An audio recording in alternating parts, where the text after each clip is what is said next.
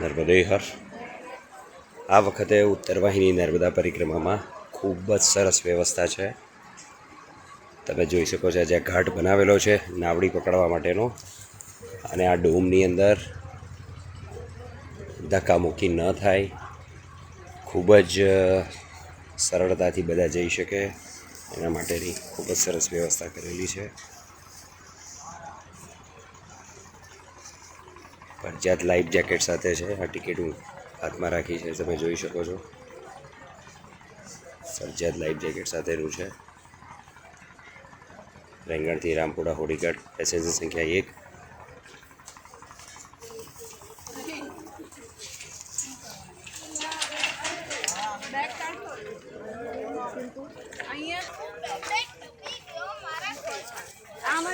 ખૂબ જ લાંબુ આ વખતે